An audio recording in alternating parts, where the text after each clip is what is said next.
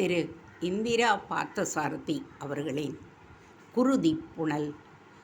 எப்படியும் சாக கிடந்த கிழவியை அப்படியே சாக விட்டிருக்கணும் என்று சொல்லுகிறீர்களா என்றான் சிவா. சாக போகிற பாட்டி வைத்தியம் பார்த்தா என்ன, குடியா முழுகிட போகுது? ஒரு பொது போராட்டங்கிறப்ப ஒரு தனிப்பட்ட உயிருக்கு மனிதாபமானங்கிற அசட்டுத்தனம் போராட்டங்கிறது ஒரு போர் மாதிரி தானே. போரிலே எதிர்த்தரப்பில் இருக்கிறவனுக்கு பிள்ளைக்குட்டி இருக்குது, அவனை சுடக்கூடாதுன்னு சும்மாவா இருக்கும்? சண்டைன்னு வந்தால் எது செஞ்சாலும் நியாயம்னு எதுக்காக சொல்கிறாங்க என்றார் சுந்தரவதனம். நீங்கள் சொல்கிறது தர்க்க ரீதியாக நியாயமாக எனக்கு பட்டாலும் நான் வளர்ந்திருக்கக்கூடிய சூழ்நிலையினால் எனக்கு ஏற்பட்டு இருக்கக்கூடிய மனோதத்துவ அமைப்பு நீங்கள் சொல்கிறத ஏற்றுக்க தயங்குது என்றான் சிவா. படிப்பும் பட்டணமும் தான் எல்லோரையும் கெடுக்குங்கிறது என்னுடைய அபிப்பிராயம். ஏன்னா நம்ம நாட்டிலே இது ரெண்டும் இப்போது போலித்தனமாக இருக்கத்தான் கற்றுக் கொடுக்குது. திருவாரூர் வந்துவிட்டது. நான் டெல்லியிலிருந்து திருவாரூருக்கு வந்த முதல் நாள் எனக்கு ஏற்பட்ட அனுபவத்தை இவரிடம் சொல்லலாமா? திருவாரூர் நான் இன்று கண்டது போல்தான் இருக்கின்றது. சுவர்களிலே விதவிதமாக நோட்டீஸ்கள், மிகவும் நிதானமான வாழ்க்கை. தெருக்களில் நின்று கொண்டு கலர்களில் இருந்த நோட்டீஸ்களை உன்னிப்பாக படித்து கொண்டிருந்தனர் ஜனங்கள். கோவிலில் ஏதோ உற்சவம் போல இருக்கிறது. உற்சவம் ஒத்தி ஊர்வலம் வந்து கொண்டிருந்தார். கருட வாகனம். தெருவில் போய்கொண்டிருந்த மக்கள் ஒரு ஓரமாக விலகி கன்னத்தில் போட்டுக்கொண்டனர். சில பெண்கள் கீழே விழுந்தும் கும்பிட்டனர். பார்த்தீங்களா, இதுதான் நூற்றாண்டாக நடந்துக்கிட்டு இருக்கு. கருட வாகனத்திலே ஏறியவன் கீழே இறங்கவே மாட்டான் என்றார் சுந்தரவதனம். அவர்கள் காவல் நிலையத்தை அடைந்த பொழுது வயதான சப் இன்ஸ்பெக்டர் ஒருவர் உட்கார்ந்திருந்தார். போலீஸ்காரராக இருந்து பதவி உயர்ந்து அடைந்த போல பக்கத்தில் இருந்த போலீஸ்காரன் ஒருவன் வாய்க்கு வந்தபடி திட்டிக் கொண்டிருந்தார். சுந்தரவதனத்தை பார்த்ததும் முகத்தில் சிடுசிடுப்பு கொஞ்சமும் குறையாமல் என்ன வேணும் என்று கேட்டார். ராமையாவை பார்க்கணும். நான் தான் சுந்தரவதனம், அவரோட வக்கீல். இவர் என்னோட ஜூனியர். இப்போ முடியாது. ஏன் முடியாதுன்னா முடியாதுன்னு ஏன்னு கேட்டால், நான் அவரோட வக்கீல். அவரை பார்க்கக்கூடாதுன்னு மறுத்தீங்கன்னா இதனால் ஏற்படுற விளைவுக்கு நீங்கள் தான் பொறுப்பாகணும். போய்யா பெரிய புரடா விடுறாரு. ராமையா இங்கே இருக்காருன்னு யார் சொன்னாங்க? எங்கே இருக்காரு? இங்கே இல்லை, அதான் எனக்கு தெரியும் என்று சொல்லிக்கொண்டே எழுந்தார் அவர். நீங்கள் பொய் சொல்கிறீங்க, உங்களுக்கு தெரியும் என்றார் சுந்தரவதனம். மரியாதையாக பேசாட்டி என்ன ஆகும்னு தெரியும்ல? என்ன ஆகும்? என்னடா இடிச்ச புளி மாதிரி நிற்கிற? என்னை இவங்க அவமானப்படுத்துறது உனக்கு சந்தோஷமாக இருக்கா? இவங்களை வெளியில் பிடிச்சி தள்ளு. அப்பொழுது ஒரு இளைஞன் உள்ளே நுழைந்தான். அவனை கண்டதும் சப் இன்ஸ்பெக்டர் சல்யூட் அடித்துவிட்டு விரைப்பாக நின்றார். அவன் மேல் அதிகாரி போல இருக்கின்றது. ஆனால் மஃப்டியில் இருந்தான். என்ன தகராறு? நான் ராமையாவோட வக்கீல் சுந்தரவதனம். ராமையாவை பார்க்கணும்னு சொன்னேன். இந்த ஆள் வாய்க்கு வந்தபடி பேசுகிறாரு. ராமையாவோட வக்கீலுங்கிற முறையில் அவரை பார்க்க எனக்கு உரிமை இருக்குது. இவர் என்னோட ஜூனியர் சிவா. அவ்வளவுதானே? ராமையா கிட்ட அழைச்சிட்டு போயா எதுக்காக தகராறு பண்ணுற? உங்களால் போலீஸ்காரங்களுக்கே கெட்ட பேர் வந்துடும் போல இருக்கேன். சரி சரி போங்க. ராமையாவின் முகம் அவர்களை கண்டதும் ஆச்சரியத்தில் மலர்ந்தது. என்ன என்று அவர் சிவாவை பார்த்து கேட்க, அவர் கொஞ்சம் இளைத்திருந்தார். முகம் சோர்வடைந்திருந்தது. சிவா மிகவும் சுருக்கமாக அவரை கைது செய்து பிறகு கிராமத்தில் நடந்தவற்றையெல்லாம் கூறினான். இப்போது என்ன செய்கிறதுன்னு உங்களோட கலந்துக்கலாம்னு வந்திருக்காரு என்றார் சுந்தரவதனம். நான் என்ன சொல்கிறது இருக்குது? திருவாரூர் காம்ரேடை பாருங்கள், அந்த நாயுடு பையில ஒழிச்சு கட்டணும். சுந்தரவதனம் ஆள்காட்டி விரலை வாயில் வைத்து எச்சரிக்கை செய்தார். வேற என்னங்க செய்கிறது என்றார் ராமையா. என்னவானா செய்யுங்க, இந்த மாதிரி முதல்ல பேசாமல் இருங்க. இவங்க காதில் விழுந்ததுன்னா இதையே உங்களுக்கு எதிராக பயன்படுத்திக்குவாங்க என்றார் சுந்தரவதனம். ஆமாம், இதைத்தான் அவங்க பயன்படுத்திக்கணுமாக்கோ. தப்பு செய்யாமல் இருக்க போவே கொலை செய்துட்டேன்னு உள்ளே தள்ளி இருக்கிற படுபாவிகள் என்னதான் வேற செய்ய மாட்டாங்க. சரி, அன்னைக்கு கட்டையின் கொலை விழுந்தப்போ என்ன நடந்ததுன்னு விவரமாக எனக்கு சொல்லுங்க என்றார் சுந்தரவதனம். இவரை கேளுங்களேன், சொல்வார். இவரும் அங்கே தான் இருந்தார் என்று சிவாவை காண்பித்தான் ராமையா. அப்படியா என்று ஆச்சரியத்துடன் சிவாவை பார்த்தார் சுந்தரவதனம். நான் அப்புறம் சொல்கிறேன் என்றான் சிவா. நீங்கள் அங்கே இருந்தீங்கன்னு எனக்கு தெரியாது. அப்போது நீங்களே ஒரு முக்கியமான சாட்சி. சரி, இப்போ போராட்டத்தை தீவிரமாக தொடங்கலாமன்னு இருக்கோம். என்ன நடந்தாலும் அதை பற்றி கவலைப்பட போகிறதில்ல. போலீஸ்காரங்களை தாக்கினோம்னு எப்படியும் அவங்க திரும்பி இங்கே வந்து சுந்தரவதனம் அவன் தோள் மீது கை வைத்து பேச வேண்டாம் என்று தடுத்தார். ஒரு போலீஸ்காரர் வந்து கொண்டிருந்தார். சரி, அப்படியே செய்யுங்க என்றார் ராமையா. உங்கள் பேர் சிவா என்று கேட்டான் அந்த போலீஸ்கார். ஆம், இன்ஸ்பெக்டர் ஐயா கூப்பிடுறாருங்க. அவர்கள் இருவரும் இன்ஸ்பெக்டரின் அறையை அடைந்த பொழுது அந்த இளைஞன் சிவாவை பார்த்து புன்னகை செய்தான். மிஸ்டர் சிவா, போலீஸ் வேனை தாக்கி பழகினவங்கன்னா விடுவிக்க கோஷியில் நீங்களும் ஒருத்தர் இல்லையா? ஆமாம், அதுக்கு என்ன? அதுக்காக உங்களை கைது செய்யும்படி உத்தரவு வந்திருக்கு. நீங்கள் வந்திருக்கிறத பற்றி சந்தோஷம். வாரண்ட் எங்கே என்று கேட்டார் சுந்தரவதனம். அவன் வாரண்டை காண்பித்தான். கோபாலுக்கு திடீரென்று விழிப்பு ஏற்பட்டது. வெகுநேரம் தூங்கிவிட்டோமோ என்று நினைத்தான். முற்றத்தில் வெயிலை காணும். மாலையின் பின்பொழுது போல் இருந்தது. எத்தனை பேர் வந்து கதவை தட்டி இருப்பார்களோ. ச, இப்படி தூங்கியிருக்கக்கூடாது. யாரோ கதவை இப்பொழுது தட்டும் சத்தம் கேட்டது. வெகு நேரமாக தட்டி கொண்டிருந்திருப்பார்களோ. அவன் எழுந்து சென்று கதவை திறந்தான். Doctor Kanagasabai. I am sorry, ரொம்ப நேரமாக தட்டிக்கிட்டு இருக்கீங்களா? இல்லை, இப்போ தான் வந்தேன். தூங்கிட்டு இருந்தீங்களா? ஆமாம், சிவாவும் வடிவேலுவும் நாகப்பட்டினம் போயிருக்காங்க. எனக்கு ரொம்ப அசதியாக இருந்தது, கொஞ்ச நேரம் தூங்கலான்னுட்டு. அந்த கிழவி அவுட்டு. ஆஸ்பத்திரியில் சேர்த்து 10 நிமிஷத்துக்குள்ளே போயிட்டா. ஆக்சிஜன் கொடுக்க ஆரம்பித்தாங்க. காற்று உள்ளே போச்சோ இல்லையோ, மூச்சு நின்று போச்சு. இதனால் எனக்கு பெரிய ப்ராப்ளம். உங்களுக்கு என்னங்க சார் ப்ராப்ளம்? எனக்கு என்ன ப்ராப்ளமா? சும்மா கிடக்கிற சங்க கெடுத்த மாதிரி நாயுடு வீட்டுக்கு போய் அந்த கிழவியை கொண்டாந்து ஏன் தலையில் கட்டிட்டீங்க. பாடியை தூக்கிக்கிட்டு போங்கிறான் ஆஸ்பத்திரிக்காரன். எனக்கு அந்த கிழவிக்கும் சம்மந்தம் எதுவும் இல்லைப்பா. நாயுடுவோட ஆயி சொல்லி அனுப்புன்னு சொன்னால் இங்கே கொண்டாந்தது யார்? நீ தானே. அதனால் நீயே எடுத்துக்கிட்டு போ, எங்களுக்கு வேறு வேலை இருக்குல்ல அப்படிங்கிறான். என்ன செஞ்சீங்க? கனகசபை மேல் துண்டில் முகத்தில் விழுந்த வியர்வையை துடைத்து கொண்டார். மானம் இருட்டிக்கிட்டு இருக்கு, மழை பெய்ய போகுது என்றார் அவர். பொழுது சாயிலேயே மழை என்ன இப்போ என்று கைக்கடிகாரத்தை அவனுக்கு காண்பித்தார். அப்போ 1 மணிதான் தூங்கியிருக்கேன். நல்ல தூக்கங்கிறதுனால ரொம்ப நேரம் தூங்கிட்ட மாதிரி ஒரு ஃபீலிங் என்றார் கோபால். நான் ஒரு டாக்டருங்கிற முறையில் செத்து போயிட்டுருக்கிற உசுரை ஆஸ்பத்திரிக்கு கொண்டாந்தேனே தவிர கொல்லி போடுறது என் தலையெழுத்தான்னு அவங்கக்கிட்டே சொன்னேன். அப்போது நாயுடுக்கிட்ட நீங்களே போய் சொல்லிடுங்களேன் அப்படின்னா. ஒருத்தர் மூலமாக சொல்லி அனுப்பியிருக்கேன். அவன் என்ன வம்பு பண்ண போகிறானோ.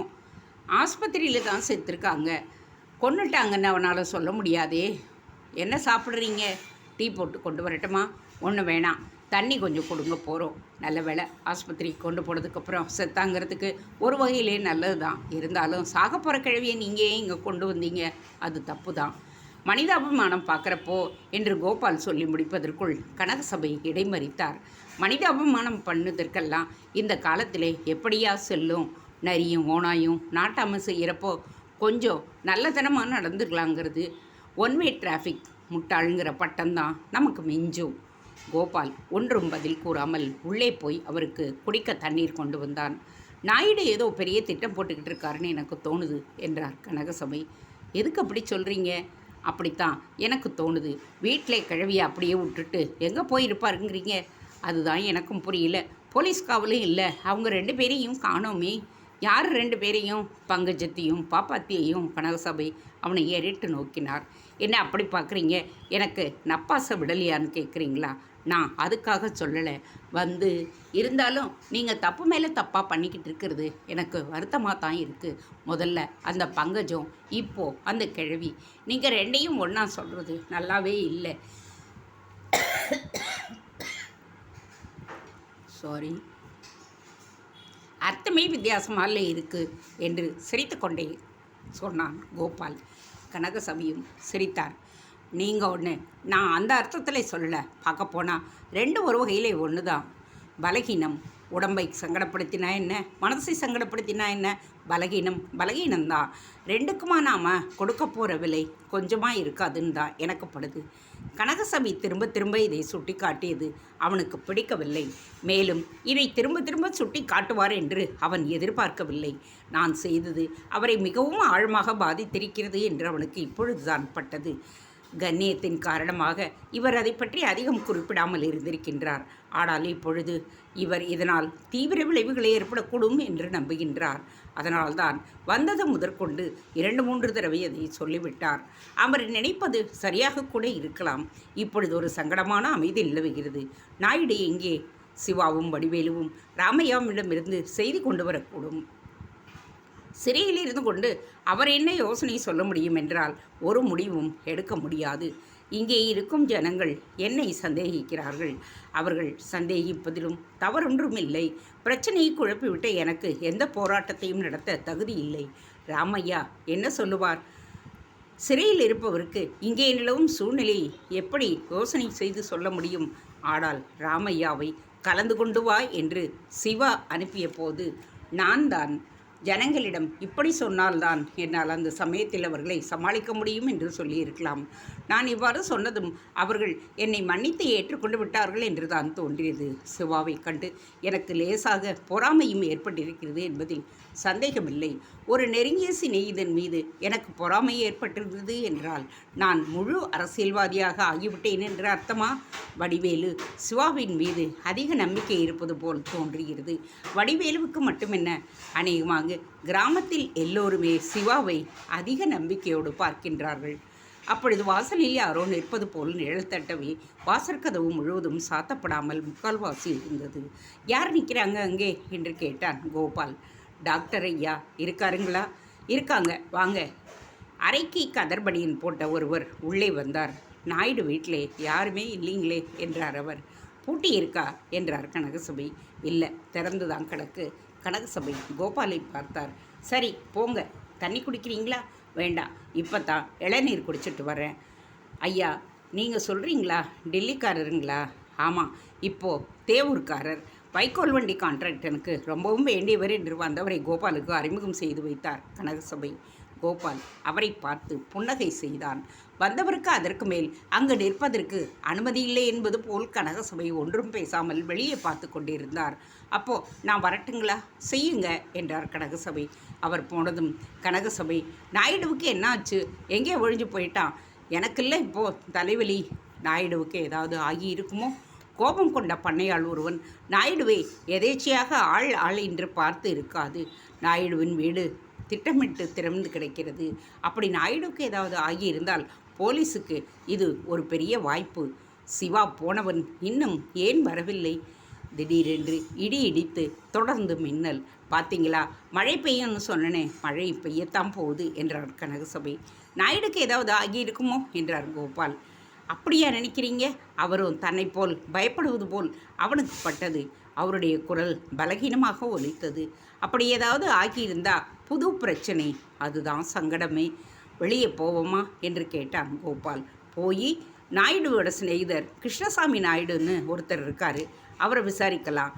வேறு வேலை இல்லை, நாயுடுவை தேடிக்கிட்டு போகணுன்னு சொல்கிறீங்களா? அவரை போய் ஒன்றும் கேட்க வேணாம், அவரை போய் பார்ப்போம், அவரே ஏதாவது சொல்லலாம் இல்லையா? கனகசபை சிறிது நேரம் பேசாமல் இருந்தார். என்ன சொல்கிறீங்க என்றான் கோபால். சரி போவோம் என்று எழுந்தார் கனகசபை. இருவரும் வெளியில் வந்தார்கள். கோபால் வீட்டை பூட்டினான். வானம் இருட்டி கொண்டிருந்தது. உங்கள் கார் எங்கே என்று கேட்டான் கோபால். நான் கொண்டு வரல. ஒவ்வொரு தடவையும் காரில் வர்றப்போ அடிபட்டவங்களையோ இல்லாட்டி சாக கிடக்கிறவங்களையோ அதில் தூக்கி போக்கிட்டு போக வேண்டி இருக்கு, அதனால் கொண்டாடல என்றார் கனகசபை. கோபால் புன்னகை செய்தான். அவர்கள் கிருஷ்ணசாமி நாயுடு வீட்டு வாசலில் போய் நின்றார்கள். கதவு திறந்திருந்தது. உள்ளே வாசலை ஒட்டி ஒரு மர ஸ்க்ரீன் போடப்பட்டிருந்தது. இந்த ஆளு தானே யாரோ துளுக்கச்சியை கட்டிக்கிட்டு இருக்காங்கம்பங்க என்றார் கனகசபை. ஆமாம். உள்ளே போய் பார்க்கட்டுமா? வேணாம், கூப்பிடுங்க என்றார் கனகசபை. அவன் வாயிற்படி அருகே நின்று கொண்டு சார் என்று கூப்பிட்டான். பதில் எதுவும் இல்லை. இரண்டாவது தடவையாக கூப்பிட்டான். யாரு என்று உள்ளே இருந்து பதில் வந்தது. கொஞ்சம் வர்றீங்களா? சிறிது நேரம் கழித்து கிருஷ்ணசாமி நாயுடு வெளியே வந்தார். கோபாலை கண்டதும் அவர் முகத்தில் ஆச்சரியம் வெளிப்படையாக தெரிந்தது. என்ன இப்படி வராத விருந்தாளிங்க எல்லாம் வந்திருக்கீங்க என்று அவர் கேட்டார். சும்மாதான், இப்படி போய்கிட்டு இருந்தோம், பார்த்துட்டு போகலாம்னு. டாக்டர் சார் வாங்க, இதோ பாய் கொண்டு வர்றேன். அவர் உள்ளே போய் ஒரு பாயை கொண்டு வந்து திண்ணையில் விரித்தார். என்ன செய்தி? ஒரு செய்தியும் இல்லை, நீங்கள் தான் சொல்லணும். ஒரு பெரிய போராட்டத்தை நடத்திக்கிட்டு இருக்கீங்க. என்ன சும்மா பார்க்க வர்ற அளவுக்கு உங்களுக்கு நேரம் வேற இருக்கா என்றார் நாயுடு. 24 மணி நேரமுமா போராட்டம்? கொஞ்சம் ஓய்வும் வேணும் இல்லை என்றார் கனகசபை. ஆமாம், ஆனால் ஓய்வு வேணும்னா ஒரு கிழவனையா தேடிக்கிட்டு நீங்கள் வரணும். பொழுதுபோக்கு வேறு பல வழியும் இருக்குதே. கோபால் சாருக்கு தெரியாத விஷயமா இது என்றார் நாயுடு. என்ன சொல்கிறீங்க என்றான் கோபால். கிருஷ்ணசாமி நாயுடு விஷமமாக சிரித்தார். தெற்கு பார்த்த வீடு இல்லை, இங்கே நல்லா காற்று வருது என்றார் கனகசபை. இந்த வீட்டுக்கு என்ன, எல்லோருக்குமே இன்னைக்கு காற்று வருது, மழை பொழுதும் இருக்கின்றதே. யாரு காட்டில் மழைன்னு தான் புரியல என்றார் கனகசபை. ஏன் புரியல? காம்ரேட் கோபால் காட்டில் தான் என்றார் கிருஷ்ணசாமி நாயுடு. ஒருத்தர் கட்டிலே பேஞ்சிக்கிட்டு இருக்க முடியுமா? பூனைக்கும் காலம் உண்டு இல்லையா என்றார் கனகசபை. யார் பூனை? கோபால் சாரா? வெங்கலக்கடையில் ஆணை புகுந்த மாதிரியில் வந்திருக்காரு இந்த கிராமத்துக்கு. கரெக்ட். இந்த ஊர் ஜனங்க வெறும் பாத்திரங்கள் தான். அவங்கள வச்சுக்கிட்டு வியாபாரம் பண்ணிக்கிட்டு இருக்க முதலாளிங்க தான் ஓடி போயிட்டாங்க. எங்கேன்னு தான் புரியல என்றார் கனகசபை. யாரை சொல்கிறீங்க? இந்த ஊர் முதலாளி யார்? நாயுடுவா? ஓடிட்டாரா? என்ன சொல்கிறீங்க நீங்கள்? இதைத்தான் உங்களை நாங்கள் கேட்க வந்தோம். அவர் எங்கேன்னு உங்களுக்கு தெரியுமா என்றான் கோபால். எனக்கு என்ன தெரியும் நாயுடுவை பற்றி? அவரை கடத்திக்கிட்டு போய் வச்சுக்கிட்டு கதையாக பண்ணுறீங்க? அவரை நாங்கள் ஏன் கடத்திக்கிட்டு போகணும்? பொம்பளைங்களை கடத்திக்கிட்டு போகிறது அவர் பழக்கம் இல்லை. அவரை கடத்திக்கிட்டு போகிறதில்ல எங்களுக்கு என்ன லாபம் என்றார் கனகசபை. ஏன் ஒரு கிழவியை கடத்திக்கிட்டு போகலாம், அவர் வீட்டிலிருந்து அவரை கடத்திக்கிட்டு போக முடியாதா உங்களால்? கிழவியா? யார் சொல்கிறீங்க என்றார் கோபால். ஏய்யா, தெரியாத போல் நடிக்கிறீங்க. நாயுடுவோட ஐய நீங்கள் கடத்திக்கிட்டு போகலை, அவர் வீட்டிலே புகுந்து குதிரை கொள்ளையடிச்சது போராதுன்னு கிழவியையும் தூக்கிட்டு போனீங்களே, இதுவாயா நியாயம்? நாயுடு வீட்டில் இல்லைன்னா இப்படியா அக்கிரமம் செய்வாங்க? கிருஷ்ணசாமி நாயுடுவுக்கு எல்லாமே தெரிந்திருக்கிறது. அப்படியானால் கண்ணையா நாயுடு திட்டமிட்டு தான் வேலை செய்திருக்கிறார். அவர் விரித்த வலையில் விழுந்து விட்டோம். எப்படி இதை சமாளிப்பது? ஒருவேளை கண்ணையா நாயுடு இந்த வீட்டிற்கு உள்ளேயே இருந்து கொண்டிருப்பாரோ? உள்ளே போய் பார்த்து விட்டால் என்ன? நாயுடு தலைமறைவாக இருப்பதற்கு ஏதோ ஒரு காரணம் இருக்க வேண்டும். பின்னால் அவர் செய்யப்போகின்ற காரியத்துக்கு அவர்தான் அச்சமயம் ஊரில் இல்லையே என்று ஒரு அலிபி தயாரித்து கொண்டிருக்கலாம்.